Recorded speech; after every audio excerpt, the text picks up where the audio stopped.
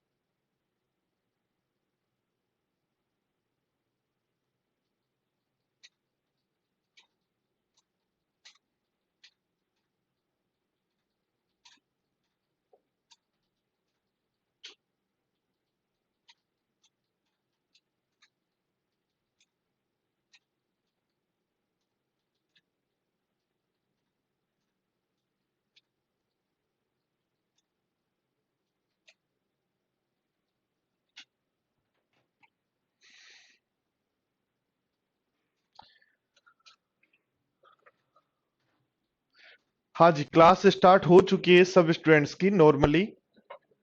ठीक है, एक बार रिफ्रेश कर लें और बढ़े देखो आगे की तरफ। क्वेश्चन है आपके सामने दोस्तों। क्या कह रहा है, किसी संख्या को डी से भाग दें। कोई नंबर एन है जिसको डी से भाग देने पर आपका रिमाइंडर आता है 7। कह रहा है 2D को तथा 2D से भाग दें, उस नंबर को 2D से भाग दें तो उस केस में रिमाइंडर आपका रहता है 20।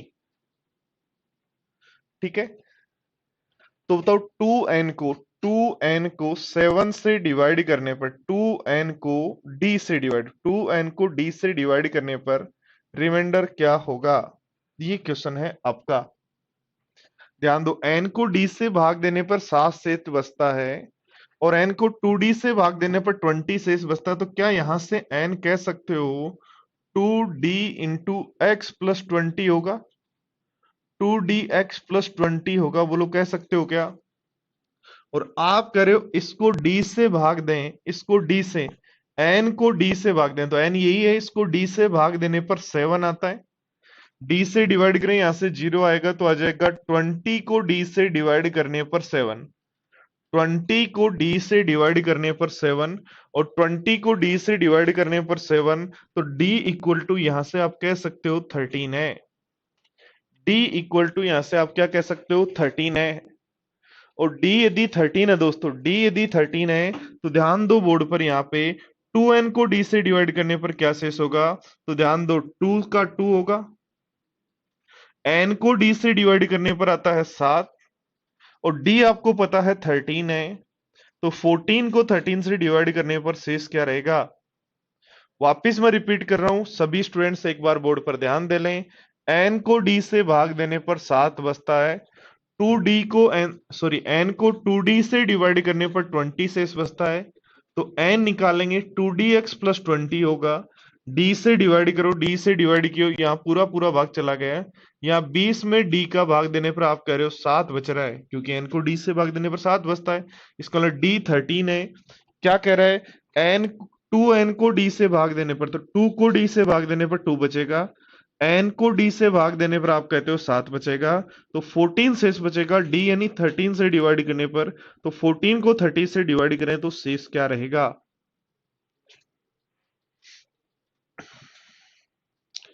करो फटाफट, नोट करो, सभी स्टूडेंट समझ पाए, बढ़े आगे, बताओ।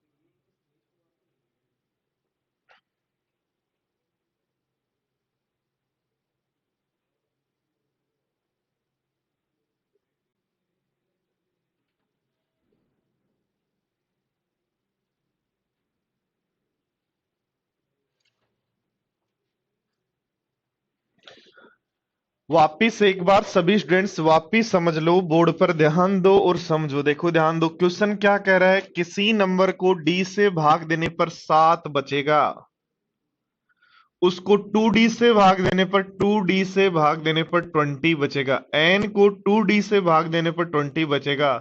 तो n बराबर यहां से निकाल सकते हो 2d इंटू जितनी बार भाग गया प्लस 20 होगा। तो n की वैल्यू अगर आपको पता है n को d से डिवाइड करने पर, n को d से डिवाइड करने पर यानी इसको d से डिवाइड करने पर, तो यहां भाग दोगे d मल्टीपल में, इसलिए पूरा पूरा भाग चला जाएगा।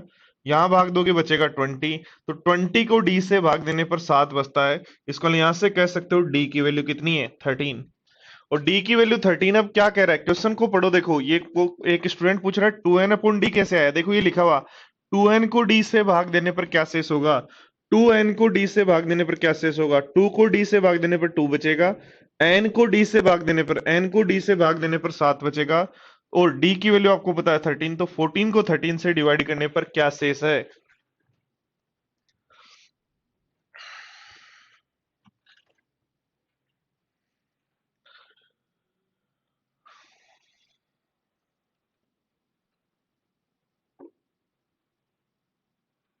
चलो देखो,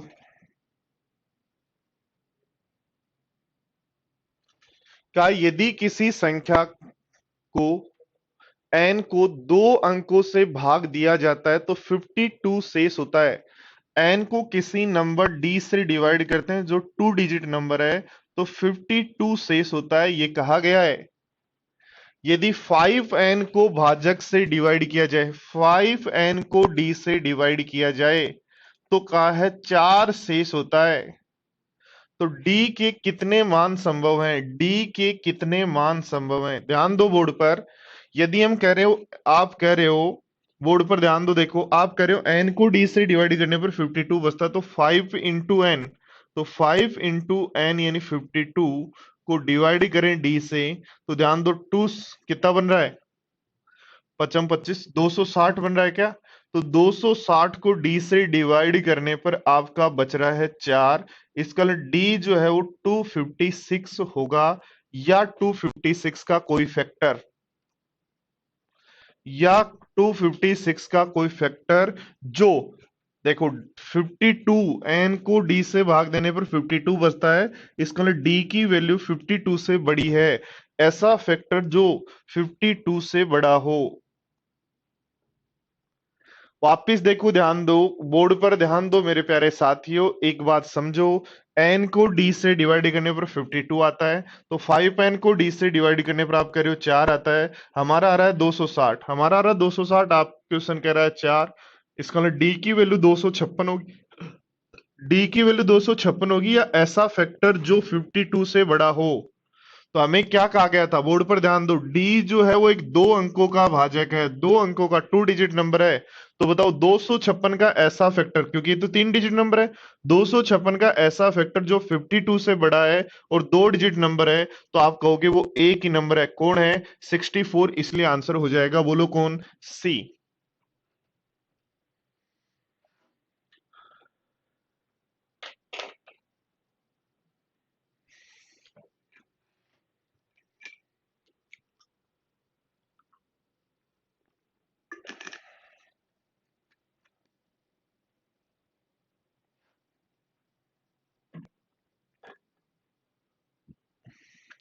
फाइव एन 260 कैसे हुआ, देखो ध्यान दो बोर्ड पर। आपको कहा गया 5n को d से डिवाइड करना है, तो 5 को d से डिवाइड करने पर 5 बचेगा, n को d से डिवाइड करने पर, n को d से डिवाइड करने पर 52 बचेगा। आपको जो पिछली क्लास है उसमें मैंने सिखाया था, इसलिए प्लीज आपसे रिक्वेस्ट है, पुरानी क्लास को आप हमेशा क्लास करते रहें, रिवीजन करके आए क्लास में, ताकि आगे के क्वेश्चंस में काम हो पाए।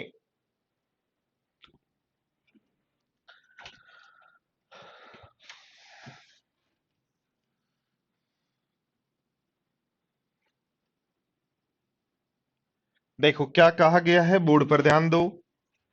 क्या है, जब किसी संख्या को n से भाग दिया जाता है तो 7 शेष बचता है, n स्क्वायर को d से डिवाइड करते हैं तो एक शेष बचता है, तो d के कितने मान संभव हैं। ध्यान दो, कोई संख्या, बोर्ड पर ध्यान दो, कोई संख्या n को d से डिवाइड करने पर आप कह रहे हो 7 शेष बचता है, तो n स्क्वायर को d से डिवाइड करने पर, n स्क्वायर को d से डिवाइड करने पर आप कह रहे हो 1 शेष बचता है। तो d के कितने मान संभव हैं पूछ रहा है। ध्यान दो, n को d से डिवाइड करने पर 7 बचता है, तो n स्क्वायर को यानी n को डिवाइड करेंगे 7 बचेगा, n को डिवाइड करेंगे 7 बचेगा, यानी हमारे अकॉर्डिंग तो 49 शेष बचेगा d से डिवाइड करने पर, बट आप कह रहे हो 1 बचेगा। इसका मतलब d की जो वैल्यू है या तो 48 है या 48 का फैक्टर है, जो 48 का फैक्टर, ध्यान देना, जो किससे बड़े हो, 7 से बड़े हो। 48 के फैक्टर जो 7 से बड़े हो। 7 से बड़े क्यों कह रहे हैं, ध्यान देना बोर्ड पर, किसी नंबर में आपने 8 का भाग दिया तो क्या कह सकते हो 10 बचेगा, नहीं। इसका मतलब 8 से छोटा यानी 7 से बच सकता है, 5 बच सकता है, 4 बच सकता है। इसका मतलब रिमाइंडर से हमेशा डिविजर जो है वो बड़ा होना चाहिए। रिमाइंडर से हमेशा डिविजर क्या होना चाहिए, बड़ा होना चाहिए। तो n को d से भाग देने पर 7 बचता है, तो n स्क्वायर को d से भाग देने पर 1 बचता है। तो n स्क्वायर को मतलब n को d से भाग देने पर 7 बचेगा, फिर n को d से भाग देने पर 7 बचेगा, तो 7 7 49 बचना चाहिए हमारे अकॉर्डिंग। 49 बचना चाहिए d का भाग देने पर, बट आप कर रहे हो 1 बच रहा है। 49 की बजाय आप कर रहे हो 1 बच रहा है। इसका मतलब d की जो वैल्यू है, 49 में किसी नंबर का भाग देने पर 1 बच रहा है, इसका मतलब d की वैल्यू जो है वो 48 है, या 48 का कोई भी फैक्टर है। d की जो वैल्यू है या तो 48 है या 48 का कोई भी फैक्टर है, जो किससे बड़ा होना चाहिए, 7 से बड़ा। तो बोलो 48 के टोटल फैक्टर कितने होते हैं, तो 48 के टोटल फैक्टर कितने होते हैं, टोटल फैक्टर निकालना अभी आपको सिखाया नहीं है ना, तो 16 3 48 कह सकते हो, 2 की पावर 4 इंटू 3 की पावर 1। 48 को क्या लिख सकते हो, 2 की पावर 4 इंटू 3 की पावर 1। तो यहां से जब टोटल फैक्टर निकालेंगे तो 4 में एक जोड़ो 5 और 1 में एक जोड़ो 2, तो 2 गुणा 5 और 2 गुणा 5 यानी 48 के टोटल फैक्टर 10 हैं। 48 के टोटल फैक्टर 10 हैं, बट 7 से छोटे जो फैक्टर हैं कौन है, 6 है, 4 है, 3 है, 2 है, 1 है। 48 के 7 से छोटे जो फैक्टर हैं कौन कौन है, 48 के 7 से छोटे जो फैक्टर हैं कौन कौन है, 6 है, 4 है, 3 है, 2 है, 1 है। इसका लो दोस्तों ये कितने हैं, आप कहोगे 5 हैं, तो ये 5 नहीं लेंगे, 10 में से 5 नहीं लेंगे, तो हम कितने लेंगे, 5, इसलिए आंसर क्या कहोगे, 5। पवन ध्यान दो, 10 आंसर नहीं है, 48 के वो फैक्टर लेने हैं, तो 48 के फैक्टर तो टोटल 10 आए, बट वो फैक्टर जो 7 से बड़े हैं, तो 48 के 7 से छोटे फैक्टर होते हैं 5, टोटल फैक्टर होते हैं 10, 10 में से 5 माइनस कर देंगे तो आंसर होगा आपका 5, इसलिए आप आंसर लगाएंगे 5।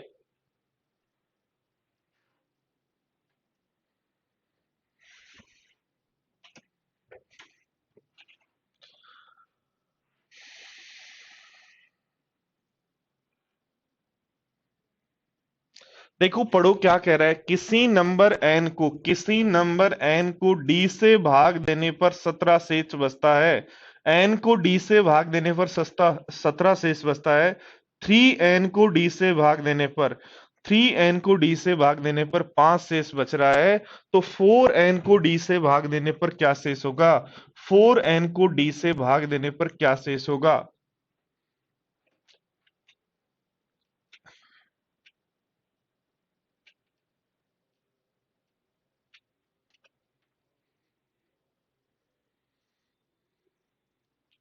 देखो अभी जैसे आपने क्वेश्चन किया वैसे ही इस क्वेश्चन को करना है, बोर्ड पर ध्यान दो। n को d से भाग देने पर 17 शेष बच रहा है, तो 3n को d से भाग देने पर, तो 3 इंटू n को d से भाग देने पर 17, तो इसका मतलब d से डिवाइड करने पर 51 शेष बचना चाहिए था, d से डिवाइड करने पर, बट आप कह रहे हो 5 शेष बचता है। इसका मतलब d की जो वैल्यू है 46 है, या 46 का वो फैक्टर है, 46 का वो फैक्टर है जो किससे बड़ा हो, 17 और 5 से, तो 17 से बड़ा हो।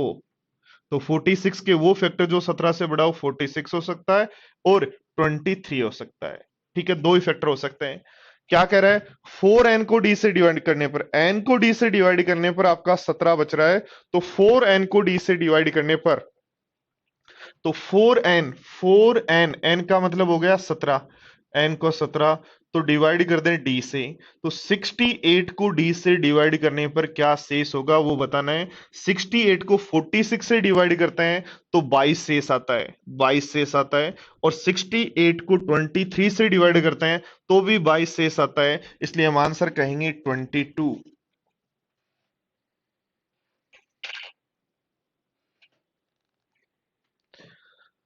अक्षत अभी टोटल फैक्टर के लिए ये बात समझ लो कि जब भी टोटल फैक्टर आपको निकालने हो, एक बात ध्यान दे लो कि जो भी हमारे पास 2 की पावर 4 इंटू 3 की पावर 1 आई ना, तो जब भी टोटल फैक्टर निकालने हो तो पावर में एक एक जोड़ के गुणा कर देते हैं, तो 5 गुणा 2 10 हो जाते हैं। अभी इतना याद कर लो, जब टोटल फैक्टर पढ़ेंगे तब बाकी चीजें मैं सिखा दूंगा।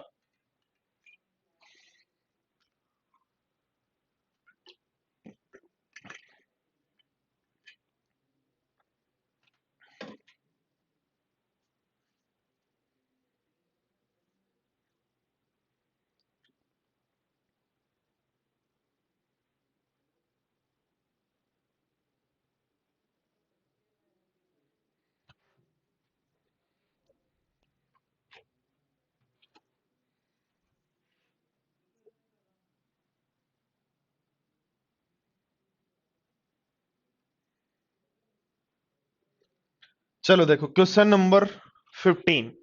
ए की पावर m एक धनात्मक पूर्णांक है, इस प्रकार m क्यूब प्लस 18 m से पूर्णतः विभाजित है, तो m के कितने मान संभव हैं। ध्यान दो बोर्ड पर, m क्यूब प्लस 18 m से पूरा पूरा डिविजिबल है, इसका मतलब 18 में m का पूरा पूरा भाग जाता है। तो 18 में m का पूरा पूरा भाग जाता है, तो 18 के टोटल फैक्टर निकाल लो, वही आंसर होंगे। 18 के जो है वो टोटल फैक्टर निकाल लो कि कितने टोटल फैक्टर हैं, वो ही आंसर होगा यहाँ, वही m की पॉसिबल वैल्यू होंगी। तो 18 को क्या लिख सकते हो, 2 की पावर 1 गुणा 3 की पावर 2, इसलिए टोटल फैक्टर हो जाएंगे पावर में एक जोड़ो 2, पावर में एक जोड़ो 3, 2 गुणा 3 आंसर हो जाएगा 6। यहाँ ऐसा देखने की जरूरत नहीं है कि किससे बड़े होंगे, क्योंकि ऐसा है ही नहीं कि शेष बच रहा है, यहाँ तो कह रहा पूरा पूरा भाग जाना चाहिए, तो 18 में पूरा पूरा भाग 6 नंबर है जिनका जाता है, इसलिए आंसर हो जाएगा बी।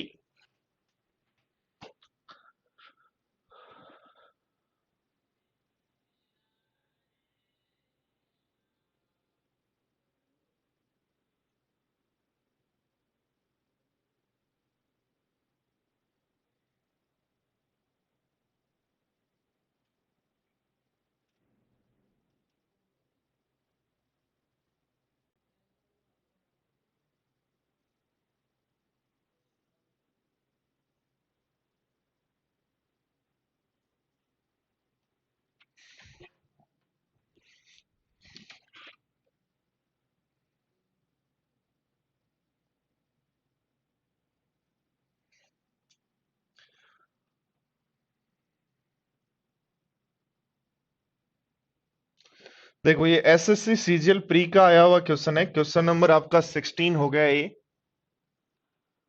क्या कह रहा है, जब जब 200 को एक धन पूर्णांक x से विभाजित किया जाता है तो शेष 8 प्राप्त होता है, तो x के कितने मान संभव हैं।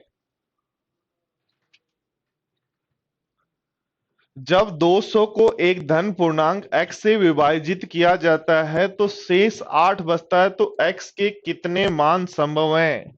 ध्यान दो बोर्ड पर, 200 को कह रहा है किसी नंबर x से डिवाइड किया जाए तो शेष बचा 8, तो x की वैल्यू जो है हम कहेंगे 192 होगी, या 192 के वो सभी फैक्टर होंगे जो 8 से बड़े हैं, जो 8 से बड़े हैं। बोलो यस या नो। क्या कहा गया है कि 200 को किसी नंबर x से डिवाइड किया तो 8 शेष बचता है, 8 शेष बचता है, इसका मतलब हम कहेंगे 200 में 192 का भाग देने पर 8 बचता है। ये 192 का कोई भी फैक्टर जो 8 से बड़ा होगा उसका भाग देने पर भी हमारे पास 8 शेष बचेगा। तो ध्यान दो बोर्ड पर दोस्तों, 192 के फैक्टर कौन कौन होते हैं, 192 के फैक्टर बोलो फटाफट कौन कौन होते हैं। 192 को यदि आप लिखना चाहो 3 से डिवाइड करो, 3 की पावर 1 गुणा 3 से डिवाइड करेंगे तो ये बनेगा 6 × 18 और 4 × 12 64, और 64 होता है 2 की पावर 6। 64 होता है 2 की पावर 6, इसका मतलब टोटल फैक्टर हो जाएंगे 7 × 2 14।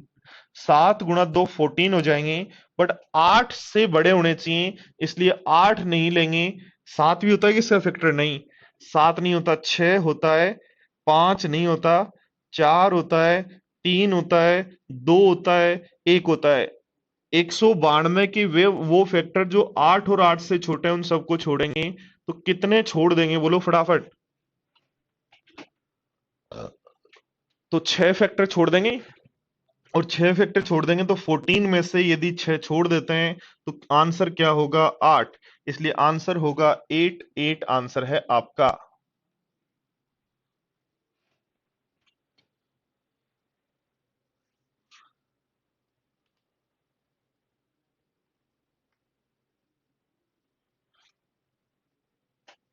चलो देखो, ध्यान दो। बढ़ते हैं नेक्स्ट क्वेश्चन नंबर 17 की तरफ, और ये आप लोगों को खुद को करना है, होमवर्क है ये, मान लो ये आप लोगों का होमवर्क है।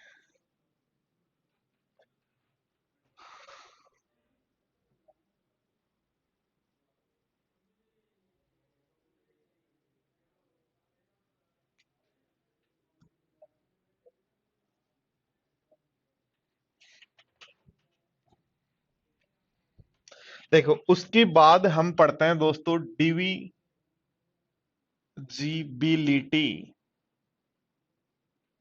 रूल। डिविजिबिलिटी रूल, 2 का डिविजिबिलिटी रूल क्या है?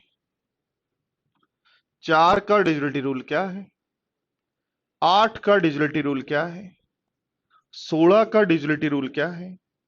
और 32 का डिविजिबिलिटी रूल क्या है? देखो ध्यान दो, डिविजिबिलिटी रूल बनता कैसे है थोड़ा सा मैं समझा दूं, बोर्ड पर ध्यान दो। यदि कोई भी नंबर आपके पास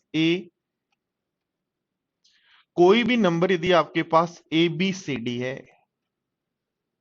तो क्या आप उसको लिखोगे D plus 10 C plus 100 B plus 1000 A होगा वो नंबर? बोलो लिखोगे क्या ऐसा? यानी दोस्तों यदि मुझे कहा गया है 7342 यदि नंबर है, तो मैं कहूंगा 2 + 10 × 4 प्लस 100 × 3 प्लस 1000 × 7 मेरा नंबर है। ऐसे तो लिखता हूं किसी भी नंबर को, और किसी भी नंबर को यदि ऐसे लिखते हैं, और अब यदि हमें 2 का डिजिटलिटी रूल चाहिए तो बोर्ड पर ध्यान दो, 2 का यहां भाग देंगे, बोर्ड पर ध्यान देना, 2 का यहां भाग देंगे, यहां पूरा पूरा चला जाएगा, यहां पूरा पूरा चला जाएगा, यहां पूरा पूरा चला जाएगा, तो शेष बचेगा ओनली डी में 2 का भाग देने पर जो शेष बचेगा वो आंसर होगा। ठीक है, इसी को यदि ध्यान दो, देखो 1000 A plus 100 B plus 10 C plus D, और मैं कहता हूं इसमें 4 का भाग दो, तो 4 का भाग दो, यहां पूरा पूरा जाएगा, यहां पूरा पूरा जाएगा, आपके पास बचेगा 10 सी प्लस डी। इसमें 4 का भाग देना है, तो इसका मतलब आप कहोगे कि यहां से भाग देने पर जो शेष आएगा वही आंसर होगा। तो ध्यान दो, यहां से मुझे एक बात बताओ, डी कौन है? इकाई का अंक है, इसका मतलब 2 का डिजिटलिटी रूल हुआ, डी कौन है? इकाई का अंक है, इसलिए 2 का डिजिटलिटी रूल हुआ, इकाई के अंक में 2 का भाग देने पर जो शेष बचे वो आंसर। ध्यान दो, सी और डी कौन है? इकाई और दहाई के अंक हैं, इसका मतलब 4 का डिजिटलिटी रूल हुआ, इकाई और दहाई के अंक में 4 का भाग देने पर वही आंसर। तो यहां से आप रूल को सीख सकते हो, रूल लगा सकते हो कि 2 का डिजिटलिटी रूल क्या होगा, तो आप कहोगे लास्ट डिजिट जो है वो 0 या 2 या 4 या 6 या 8 होनी चाहिए। लास्ट डिजिट जो है 2 0 2 4 6 8 होनी चाहिए, या ऐसा कह सकते हो लास्ट डिजिट जो है वो इवन नंबर होनी चाहिए। बोलो यस या नो? 4 का डिजिटलिटी रूल यदि बात करते हो तो लास्ट 2 डिजिट की बात करोगे, लास्ट 2 डिजिट की बात करोगे। 8 का डिजिटल रूल बात करते हो तो लास्ट की 3 डिजिट की बात करोगे। लास्ट की 3 डिजिट में 8 का भाग जाता है तो आंसर में भाग जाएगा। यानी जैसे एग्जांपल यदि लें कि दिया हुआ है 92648 में क्या 8 का भाग जाएगा, तो लास्ट की 3 डिजिट को चेक करो, इसमें 8 का भाग जाता है क्या? 648 में 8 का भाग जाता है, इसका मतलब ये नंबर जो है वो 8 से पूरा पूरा डिविजिबल है। ठीक है। 16 का डिजिटल रूल क्या होगा? 16 का डिजिटल होगा लास्ट 4 डिजिट्स में यदि 16 का भाग जाता है तो पूरे नंबर में 16 से डिविजिबल होगा। ध्यान देना 32 का डिजिटल रूल क्या होगा? तो लास्ट की 5 डिजिट्स यदि 16 से डिविजिबल हैं तो नंबर 16 से डिविजिबल होगा। ठीक है दोस्तों। अब एग्जाम में जब हम जाते हैं तो कुछ चीजें हमें सीखनी है। पहला कि 8 का डिजिटल रूल जो है,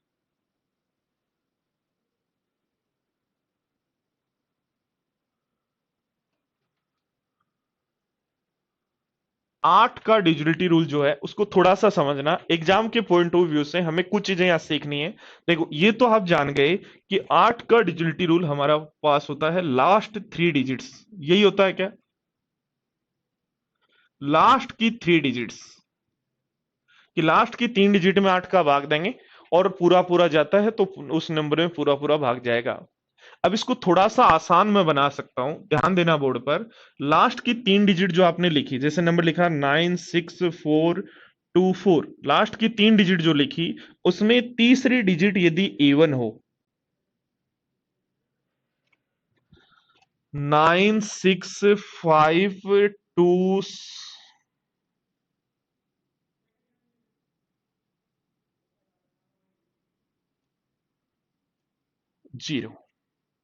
ये लास्ट की तीसरी जो डिजिट है वो ओड हो। थोड़ा सा मॉडिफाई कर रहा हूं मैं रूल को। लास्ट के 3 डिजिट का रूल है, बट आप जब नंबर देखते हैं तो आप तीसरे नंबर पे आए। जब भी 8 का ड्यूरेटिव रूल चेक करना तो तीसरी डिजिट पे आए। यदि ये इवन है तो सीधा लास्ट की 2 डिजिट में 8 का भाग दो, ओनली लास्ट की 2 डिजिट में 8 का भाग दो। जाता है, जाता तो ये नंबर 8 से डिविजिबल है, ये नंबर 8 से पूरा पूरा डिविजिबल है। यानी यदि क्या करना है, सीखना है, लास्ट की 3 डिजिट में लास्ट थर्ड डिजिट यदि इवन नंबर है तो ओनली लास्ट की 2 डिजिट में यदि 8 का भाग जाता है तो पूरे नंबर में 8 का भाग जाएगा, उनमें नहीं जाता तो नहीं जाएगा।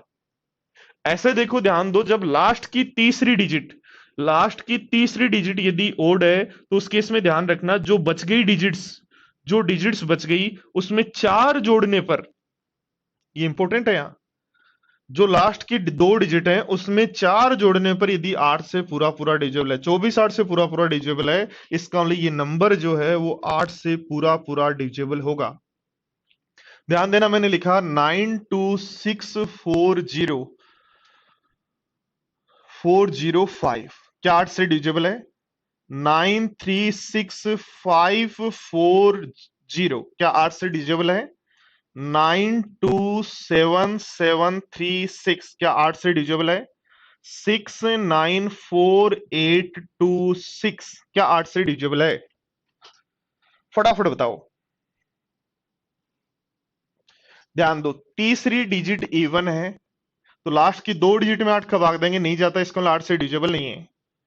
तीसरी डिजिट ओड है तो लास्ट की 2 डिजिट में 4 जोड़ेंगे, लास्ट 2 डिजिट में 4 जोड़ेंगे, 44 के में 8 का भाग नहीं जाता, इसका लिए नंबर 8 से डिविजिबल नहीं है। तीसरी डिजिट ओड है तो लास्ट की 2 डिजिट में 4 जोड़ेंगे, 40 बनेगा, तो ये डिविजिबल है।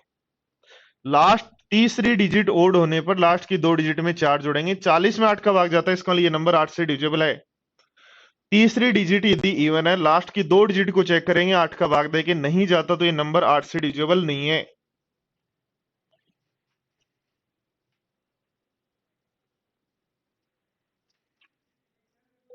बोलो फटाफट बोलो, आगे बढ़े, यस या नो? फटाफट बताओ।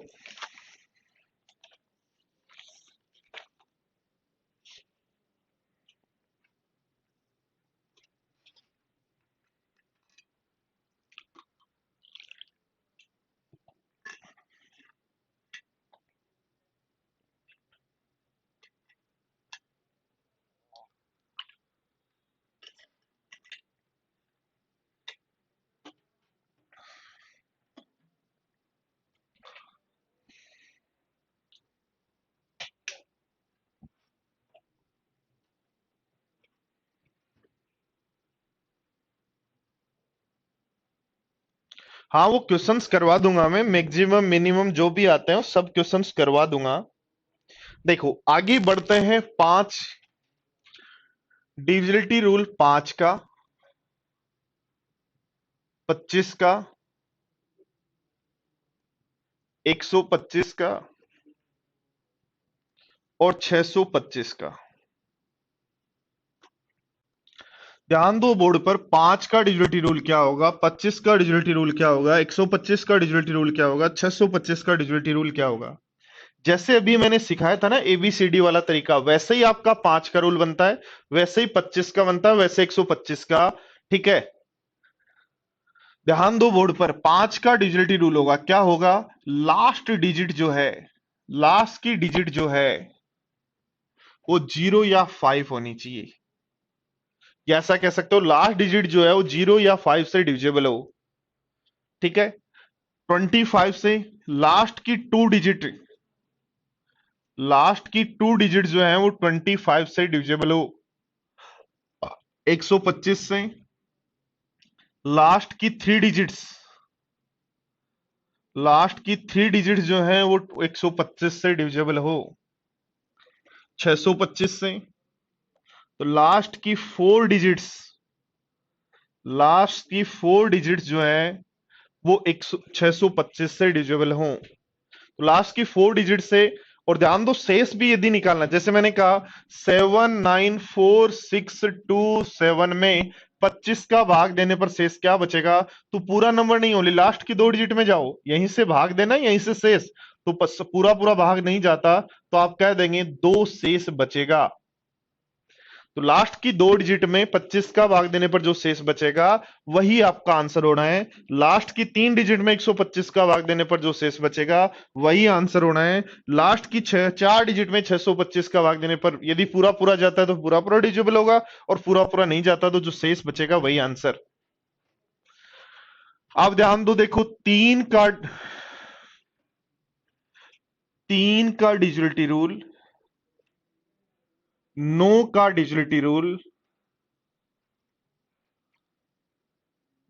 6 का डिजिटल रूल और 10 का डिजिटल रूल और 12 का डिजिटल रूल।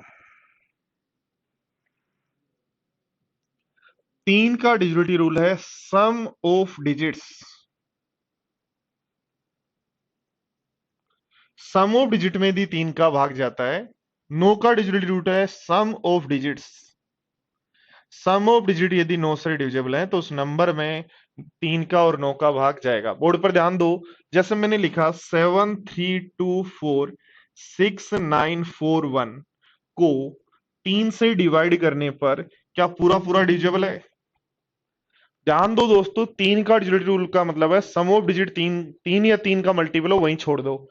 जैसे देखो 3 का मल्टीपल है सम ऑफ डिजिट छोड़ दो, 3 का मल्टीपल है सम ऑफ डिजिट छोड़ दो, 3 का मल्टीपल है सम ऑफ डिजिट छोड़ दो, 3 का मल्टीपल है सम ऑफ डिजिट छोड़ दो, 4 और 1 5 और 7 और 5 12, 3 का मल्टीपल है, पूरा पूरा भाग जाएगा। इसका मतलब शेष तो बचेगा 0 और हम कहेंगे पूरा पूरा डिजिबल है।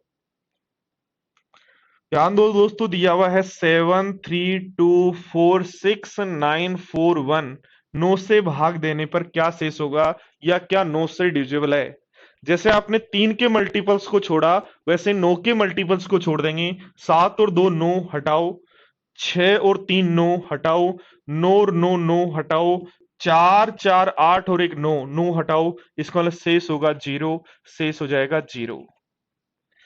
ध्यान दो दोस्तों, यदि दिया हुआ है नंबर, ध्यान दो, देखो दिया हुआ है 346921 में 9 का भाग देने पर शेष क्या होगा। क्या करेंगे, 9 बन रहा है 6 और 3 9 बन रहा है 0, 9 का 9 बन रहा है 0, 4 2 6 और 1 7 ही बन रहा है, इसका मतलब 9 नहीं बन रहा, तो जो बन रहा है वही शेष होगा, इसलिए हम कहेंगे 7 शेष होगा। 9 बनते ही तो हटा दो, 9 बनते ही तो हटा दो। ठीक है, याद रखो 6 का डिजिटल रूल होता है कि कोई नंबर 2 एंड 3, कोई नंबर 2 एंड 3 दोनों से यदि डिविजिबल है, कोई नंबर 2 या 3 दोनों से यदि डिविजिबल है तो नंबर 6 से डिविजिबल होगा। 10 का डिजिटल रूल होता है लास्ट की जो डिजिट है, लास्ट की जो डिजिट है वो होनी चाहिए जीरो, लास्ट डिजिट होनी चाहिए जीरो। यदि किसी नंबर का यूनिट डिजिट पूछा है, ध्यान देना बोर्ड पर, किसी नंबर का यूनिट डिजिट पूछा है, इकाई का अंक पूछा है, किसी नंबर का यूनिट डिजिट इकाई का अंक पूछा है, 742 का इकाई का अंक क्या होगा?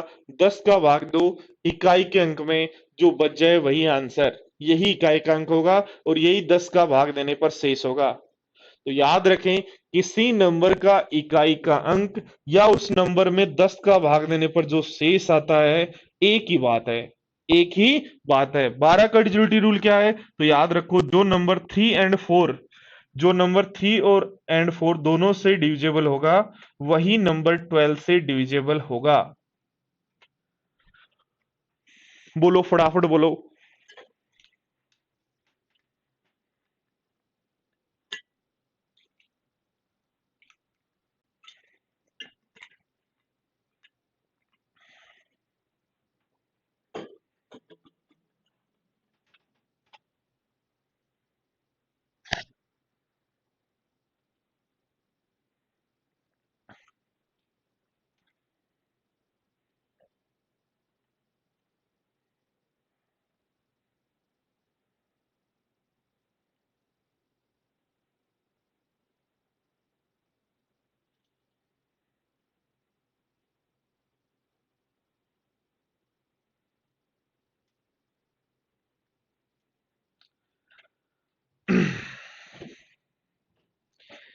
याद रखें, किसी भी नंबर में 10 का भाग देने पर जो शेष होता है वही इकाई का अंक होता है। किसी नंबर में 10 का भाग देने पर जो शेष होता है वही इकाई का अंक होता है।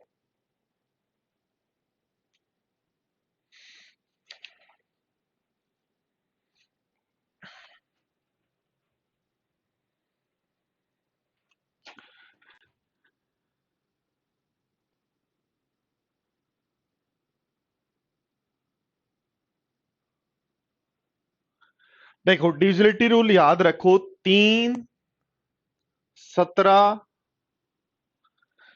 3, 17, 31, 37 और 41 और 47 का डिविजिबिलिटी रूल क्या होगा?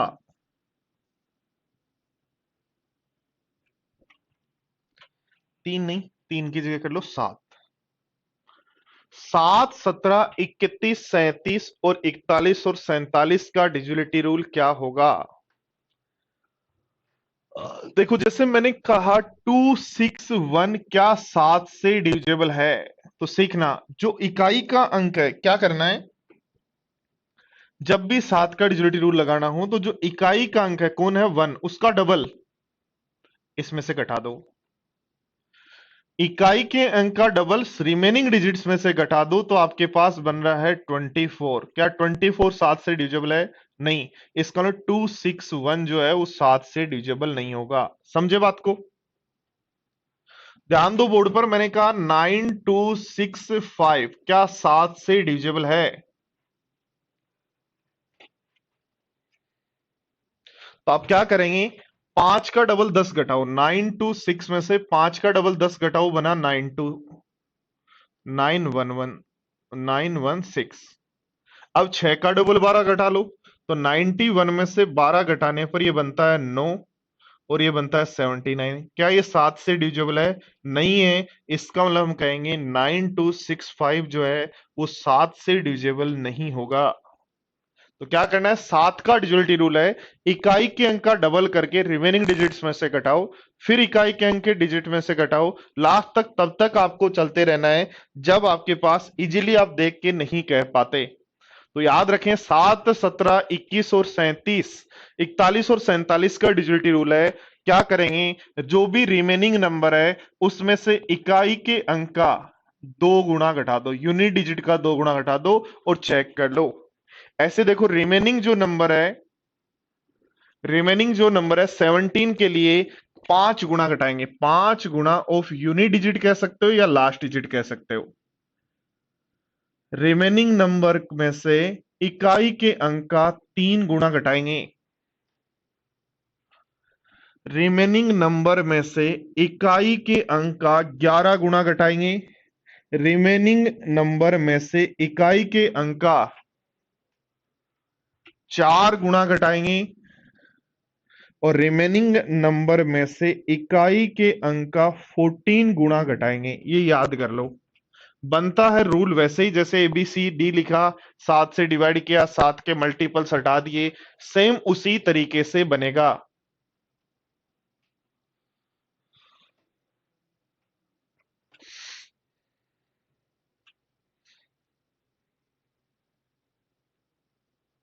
तो याद कर लेना। जैसे मान लो आपको मैंने कहा 925 है, क्या ये 17 से डिविजिबल है? 925 क्या 17 से डिविजिबल है? तो क्या करेंगे, 17 का डिजिटल रूल है इकाई के अंक का 5 गुना, यानी 92 में से 25 घटाओ। 25 घटाओगे तो बचेगा 7 और 63 67। 67 क्या 17 से डिविजिबल है? नहीं है। इसका मतलब 925 जो है वो 17 से डिविजिबल नहीं है। तो याद कर लें, 7 के लिए इकाई के अंक का 2 गुना, 17 के लिए इकाई के अंक का 5 गुना, 31 के लिए इकाई के अंक का 3 गुना, 37 के लिए 11 गुना, 41 के लिए 4 गुना और 47 के लिए 14 टाइम्स जो है इकाई के अंक का घटाते जाएंगे। यदि ज्यादा डिजिट्स हैं, जैसे मान लो यहाँ डिजिट ज्यादा होती, मान लो आपके पास डिजिट यहाँ और होती कि 4 और होता तो 4 6 7 आता, तो 7 का 5 गुना 35, बचे हुए को चेक कर लेते।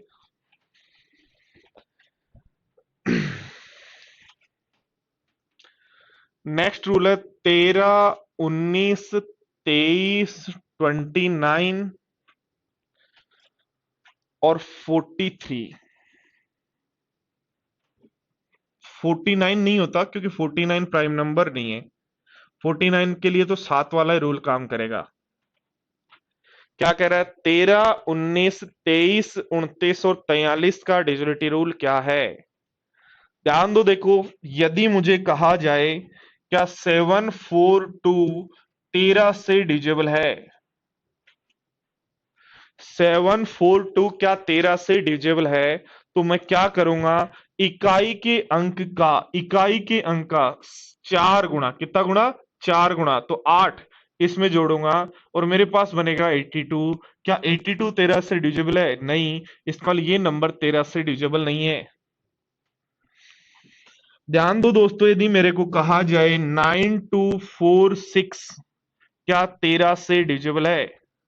तो मैं क्या करूंगा, 6 को हटाऊंगा, 24 में जोड़ूंगा, 4 गुना जोड़ना है ना, तो 6 चौक 24 जोड़ूंगा, बनेगा 948। अभी भी 13 से मैं देख के नहीं कह सकता, इसलिए 94 में 8 का 4 गुना 32 जोड़ दूंगा, तो मेरा बनेगा कितना, 6, और ये बनेगा कितना, 9 और 3 12। क्या ये 13 से डिविजिबल है? तो ये 13 से डिविजिबल नहीं है, इसका ये नंबर 13 से डिविजिबल नहीं होगा। तो क्या ध्यान रखना है, 4 गुना जोड़ना है, यानी रिमेनिंग जो नंबर बचे उसमें रिमेनिंग जो नंबर बचे उसमें 4 गुना यूनिट डिजिट का जोड़ना है। हर बार ऐसे, और लास्ट में 2 डिजिट या 3 डिजिट रख लो जिनको आप इजीली समझ पाए।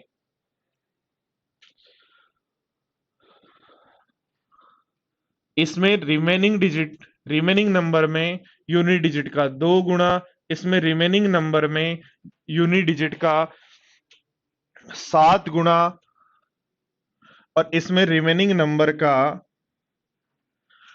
29 के अंदर रिमेनिंग नंबर का 3 गुना, और 43 में रिमेनिंग नंबर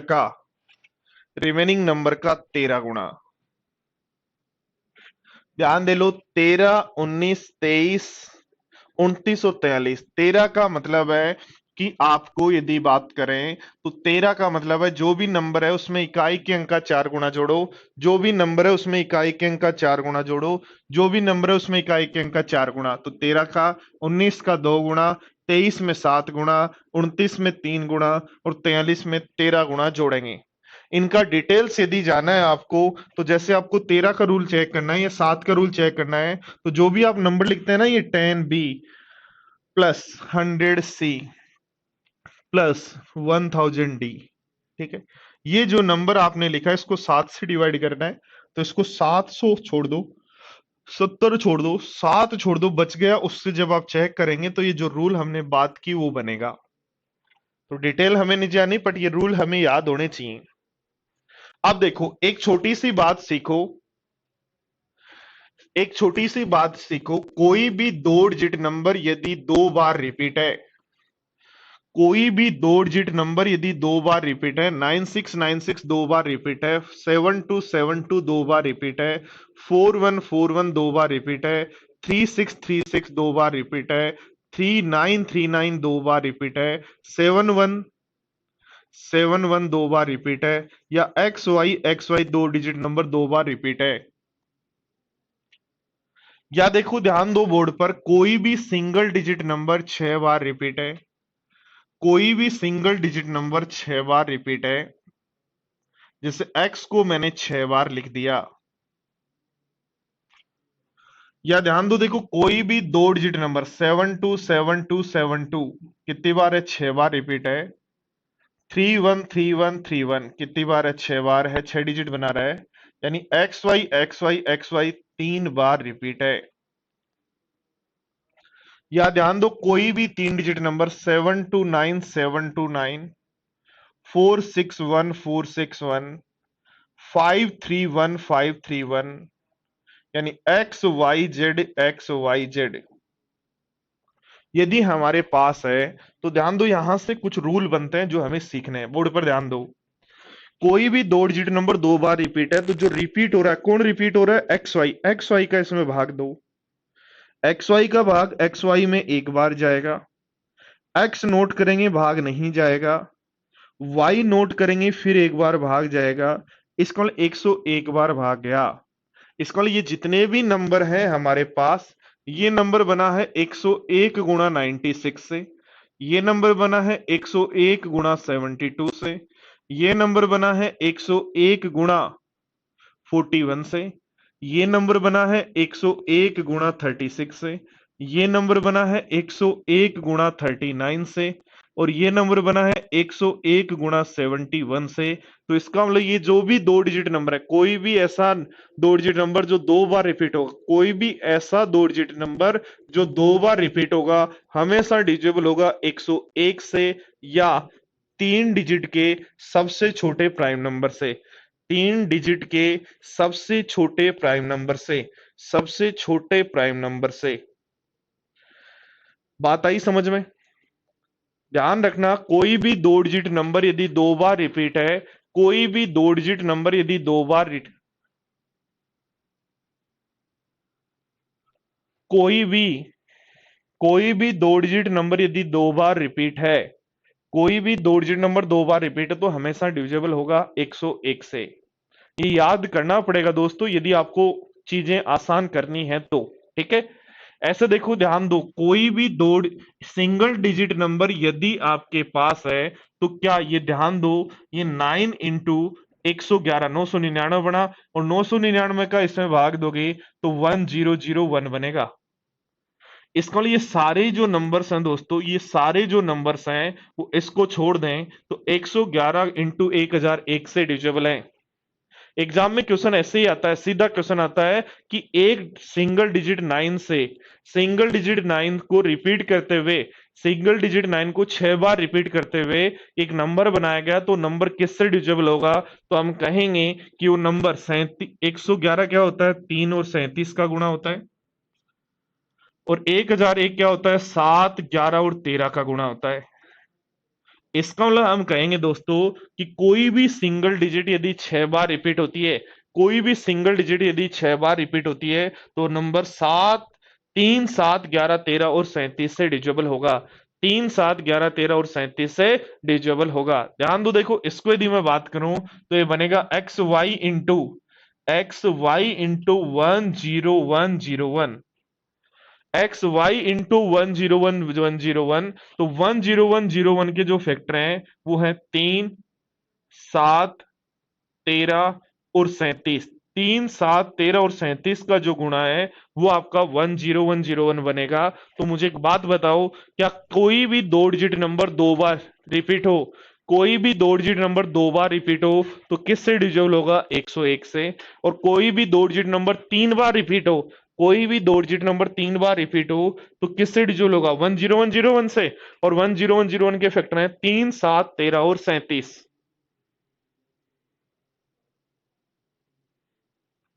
ठीक है। ऐसे देखो, ध्यान दो, कोई भी 3 डिजिट नंबर यदि 2 बार रिपीट होता है तो इसको जब आप एक्स वाई जेड का भाग दोगे तो ये बनेगा एक्स वाई जेड इंटू 1001।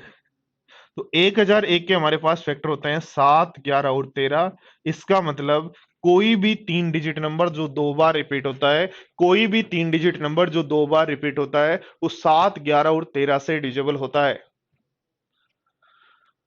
अब इन बातों को देख के आप मुझे एक बात बताओ, 7 का भाग किस केस केस में जाता है? हमें कौन कौन से नंबर मिले यहां? यहां हमें नंबर मिले 3 मिला,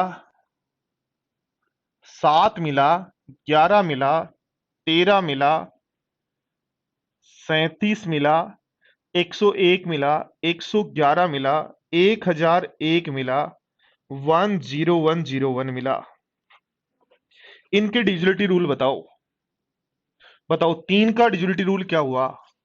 यहां से देख के बताओ। जो नंबर्स आपने अभी सीखे उन नंबर्स के बारे में देख के मुझे एक बताओ कि 3 का डिजिटलिटी रूल यहां क्या है? 3 का भाग क्या इस केस में जाता है? नहीं। 3 का भाग इस केस में जाता है? हाँ। 3 का भाग इस केस में जाता है? हाँ। इसका मतलब 3 के लिए डिजिटलिटी रूल है कि कोई भी डिजिट यदि 6 बार रिपीट हो, कोई भी डिजिट यदि 6 बार रिपीट हो, या कोई भी दो डिजिट नंबर, कोई भी दो डिजिट नंबर 3 बार रिपीट हो तो हमेशा 3 से डिजिबल होगा। बोलो 7 का डिजिटलिटी रूल क्या आया? फटाफट बताओ। 7 का भाग इस केस में नहीं जाता। कोई भी सिंगल डिजिट 6 बार आएगी, 7 का भाग जाएगा। कोई भी दो डिजिट नंबर 3 बार आएगा, 7 का भाग जाएगा। कोई भी 3 डिजिट नंबर 2 बार आएगा, 7 का भाग जाएगा। यानी कोई भी सिंगल डिजिट 6 बार आएगी तो भी 7 का भाग जाएगा। कोई भी सिंगल डिजिट यदि 6 बार आती है तो भी 7 का भाग जाएगा। कोई भी दो डिजिट नंबर यदि 3 बार आता है तो भी 7 का भाग जाएगा। और कोई भी 3 डिजिट नंबर यदि 2 बार आता है तो भी 7 का भाग जाएगा। 11 का डिजिटलिटी रूल क्या है? 11 का यहां से कह सकते हो कि कोई भी सिंगल डिजिट 6 बार आएगा, 11 का भाग जाना है। इसमें नहीं, पर कोई भी 3 डिजिट नंबर यदि 2 बार आता है तो भी 11 का भाग। यानी कोई भी सिंगल डिजिट नंबर यदि 6 बार आए तो 11 का भाग जाएगा, या कोई भी 3 डिजिट नंबर 2 बार आए तब 11 का भाग जाएगा। 13 का भाग, 13 का भाग हम बात करें तो ध्यान दो, कोई भी सिंगल डिजिट नंबर यदि हमारे पास 6 बार है तब भी 13 का भाग जाना है। इसमें भी जाना है और इसमें भी जाना है। तो 13 की बात करें तो एक्स वाई होने पर भी 13 का भाग जाएगा। और एक्स वाई जेड होने पर भी 13 का भाग जाएगा। 37 का बोलो डिजिटलिटी रूल। 37 का भाग यहां भी जाएगा, यहां भी जाएगा, बट उस वाले केस में नहीं। इसलिए 37 का डिजिटलिटी रूल लगोगे, कोई भी सिंगल डिजिट 6 बार हो, या कोई भी दो डिजिट नंबर यदि 3 बार हो तो आपके पास 37 का भाग जाएगा। 101 का डिजिटलिटी रूल, 101 का डिजिटलिटी रूल है कोई भी दो डिजिट नंबर 2 बार होने पर 101 का भाग जाएगा। 111 का डिजिटलिटी रूल, 111 मल्टीपल में कब आ रहा है भाई? ओनली एक डिजिट जब 6 बार आए तब 111 मल्टीपल में आ रहा है। इसलिए आप कहोगे X Y X X X. यानी कोई भी सिंगल डिजिट 6 बार आने पर आपके पास भाग जाना है। बोलो 1001 का, जब भी कोई 3 डिजिट नंबर 2 बार रिपीट होगा तब 101 का। 10101 का तो कहेंगे कोई भी दो डिजिट नंबर यदि 3 बार रिपीट हो तो 101 का भाग जाना है। ये बात अच्छे से समझ लेना दोस्तों, इस पर बेस्ड बहुत अच्छे अच्छे क्वेश्चंस बनते हैं। जब हम करेंगे क्वेश्चंस, कल हम इनसे रिलेटेड क्वेश्चंस करेंगे तो आप खुद कहेंगे कि वास्तव में सर शानदार क्वेश्चंस हैं, इनकी हेल्प से तो बहुत आसानी से हो रहे हैं।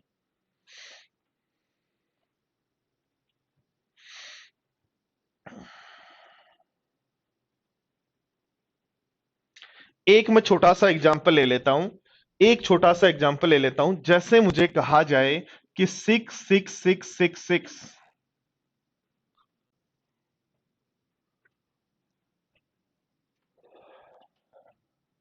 98 डिजिट्स हैं, 37 का भाग देने पर शेष क्या होगा? ऐसे बनेगा क्वेश्चन। 66666 98 डिजिट्स हैं, 37 का भाग देने पर शेष क्या आएगा?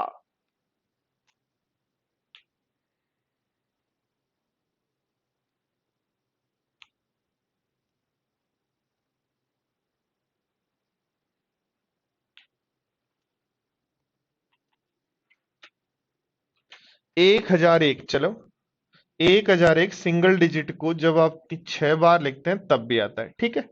चलो बताओ, यहां से देखो 37 का डिजिटल रूल क्या है?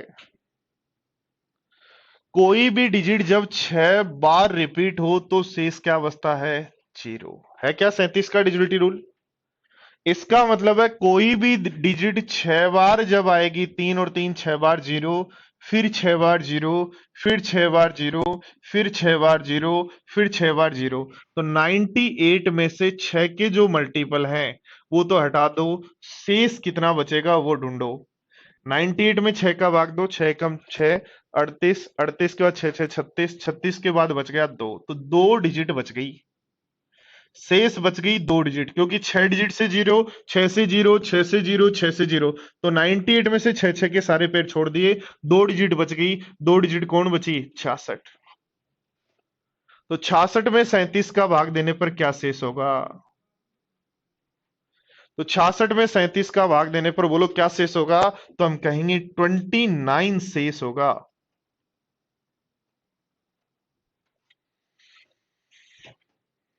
चलो तो आज की क्लास को यहीं कंप्लीट करते हैं। एक बार वीडियो को अच्छे से देखना, कल इस पर बेस्ड हम क्वेश्चंस करेंगे, ठीक है।